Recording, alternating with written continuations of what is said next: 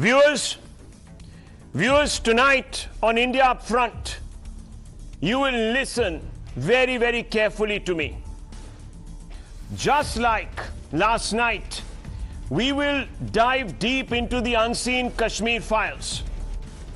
The movie has brought out the horror in stark reality. But times now will unmask the enablers of one of the goriest genocides on Indian soil. Last night you heard how Rajiv Gandhi put his friendship with Farooq Abdullah, the then Chief Minister, over the security and lives of Hindus in the valley. Today, viewers, in these documents, we will bring to you unrefutable proof of how the system collaborated, conspired to deny Kashmiri Hindus a shot at justice. Not just a shot at justice, but viewers, a shot at victimhood, a shot at dignity, a shot at the truth.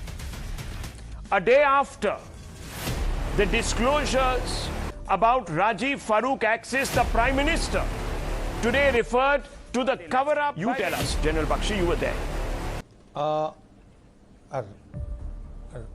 Rahul, I was serving as a General Staff Officer, Grade 1, in the Military Operations Directorate, dealing with internal security and J&K directly. Now let me make some stunning disclosures on your channel today. All right? Let me make some stunning disclosures. At that time, when this genocidal wave of murders, rapes, atrocities, killings, burning, knifing, when this started, you know, there was an atmosphere of panic. State administration, police, the others, even the intelligence agencies told us, we have lost Kashmir.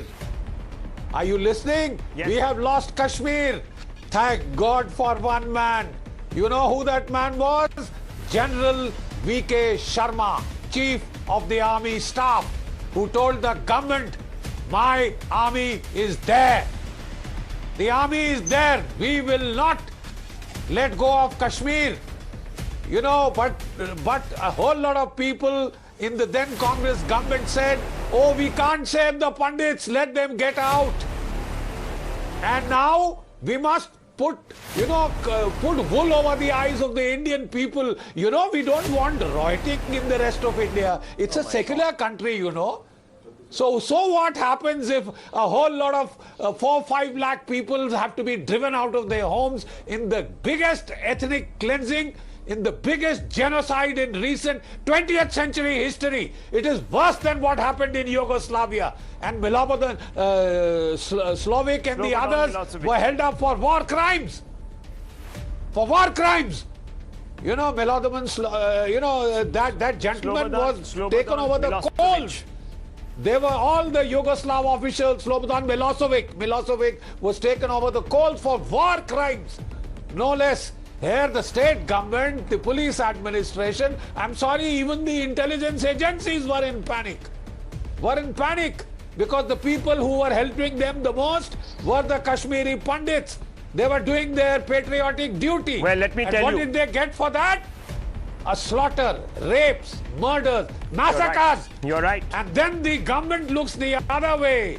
They call them migrants. It is adding insult to injury. Now, I want to first bring you in, Saninda Vishesh. How do you respond to this? What do you think was happening?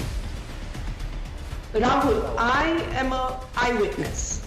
I am an eyewitness to whatever happened in Kashmir. I was in Kashmir along with my family till August of 1990.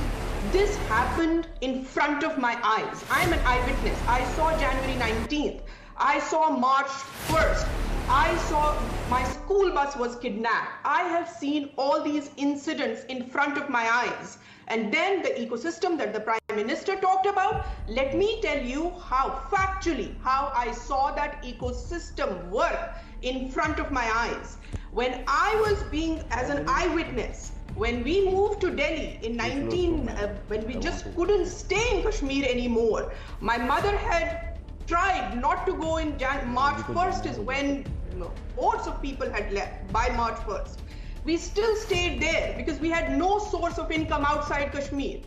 Finally, when we left in August, because we were really worried and scared for our lives, when we left with a shirt on our backs, when we left, years after that, let me explain this ecosystem because I saw it with my own eyes.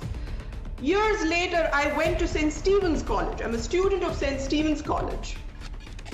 There, all I was seeing, I was a victim of this genocide. And what I was seeing is, everywhere young students were talking about December 6th, Babri Masjid, which had by then happened. Then they were talking about things after that. So it was a politically charged atmosphere. In that atmosphere, when I used to try and speak about us, I used to be put down. I was never given an opportunity. This is the first time I'm revealing this on your show, Rahul. These are our scars. But the students' society or everyone, they would invite people like Mani Shankar Iyer. They would invite people like Syed Naqvi, who would come and talk to people, talk to students. And what were they telling them? Mani Shankar Iyer, I remember Rahul, my ancestors died for that sacred thread, for Janeu, Bhat Mazar, that you people have been now knowing about that. Those were mounts of Janeu so you can imagine how Kashmiri Hindus are attached to that one sacred thread. Mani Shankar Iyer comes to my college and I'm sitting in the first thing and he says, because December 6th happened, I just throw my Janeu out. I do not want to accept it. I am not a Hindu. I do not accept this. And I'm sitting in front of him and I'm raising my arms and I'm saying, sir, there are people in this country who died for this, who were killed for wearing a Janeu. Do you not see this? And I was thrown out. Then there were people like Syed Naqvi who would come and say, India died on December 6th, and 1992, and I would tell them what happened to India on 19th January 1990, and I would be forced and said, no, that was not true. This has not happened. This is me. I'm an eyewitness. And they are telling me this. I was an 18-year-old kid then. I did not have the platform. I did not have the agency. But I have seen this ecosystem work in front of my eyes. I have seen how we were set on fire at the altar of secularism. Why is it that I'm invited by American US Congress to speak in front of the parliament? Why is my own parliament not listening to me? I want to go and make my deposition in my own parliament. I want to tell them what happened to me on 19th January. Record it for posterity. Put a white paper out there. Put it for this. I will die tomorrow. This whole panel will be out. What is going to happen 50 years from now? What is happening there? Cultural genocide. Names of places are being changed as we talk, Rahul. Anantnag becomes Islamabad. Shankaracharya becomes Kohimran. How? When my son and daughter tomorrow go to Kashmir, they will not even know that there was an Anantnag. They will not even know about our places. Our places are being changed. Think about this cultural genocide that is happening to us.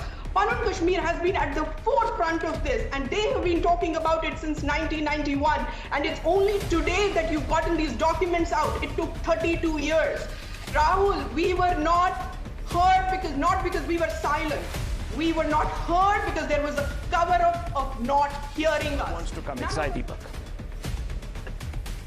Assume for a moment that the logic that is presented by Mr. Lone is accepted. I just have one question to ask.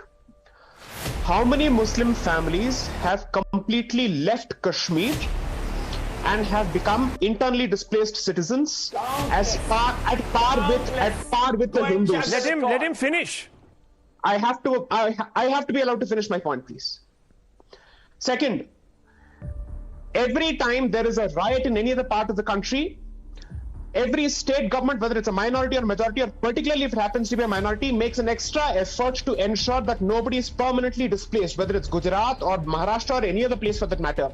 What efforts have been taken by successive state governments of this particular state to ensure that Kashmiris are able to come back, or Kashmiri Pandits are able to come back? That is an answer. That's a question that they have to answer. Second, I'm sorry, this entire comparison is flawed. One particular community is pushed out by another community, and the remaining community chooses to pit itself against the Indian state and the Indian army. And Let him speak. Let him speak. Kashmiri Muslims, they migrated. Mr. Lone, I'll tell you who migrated. Mirwaiz Umar Farooq's family. Exactly. Let me tell you. I have more. Sayyid Ali Shah Gilani's son. Where have they migrated to? To Pakistan. Migrated to earn a living for himself. United States, London, these are the places. Some have gone to Australia. This is a fact. This is a fact. The people who lit the the people who lit the fires. 1 minute, sir. Are you going to shout? Listen. You look. I can start shouting and have a much louder voice than you, sir. Do not. Why don't you ask the president dispensation? No. 1 second. We will come to that. But I asked you. You see, viewers, Mr. Lone, I'll have to lower your fader. Please don't do this. Carry on. Don't do this. Okay, sir. You are now a councillor, okay? You swear allegiance to the Indian Constitution. So please. Now let me just tell you, I don't viewers, think he appreciates that. He regrets that. Yeah. Let Jai Sai Deepak come in. Yes, Mr. Sai Deepak, go ahead. I just have one question to ask. There were refugee camps for Kashmiri Pandits because they were forced to take up shelter in some place. What examples is he able to show to specifically point out that those people who opposed terrorism were also forced into refugee camps? The fact of the matter is this: the property of Kashmiri Hindus was completely occupied by their neighbors, and effectively the rest of the fight was only between the community members who were remaining in that particular state. As far as Kashmiri Hindus were concerned, they were a thorn in the flesh who had to be removed, and whatever is happening at this particular point of time is within a particular community. So therefore this comparison is completely flawed. Sir, Let him finish.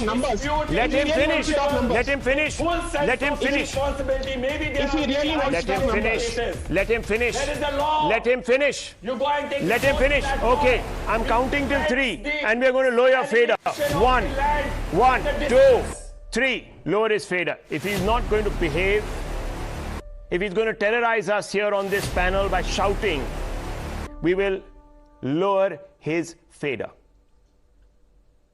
It's not acceptable. Jai Sai Deepak, finish your point, please. Just one point. I think if his entire point is to compare or trade bodies, the one thing that he completely misses is that Kashmiri Hindus were kicked out in the name of a particular religion because of that particular religion, because they wanted to establish Nizam-e-Mustafa.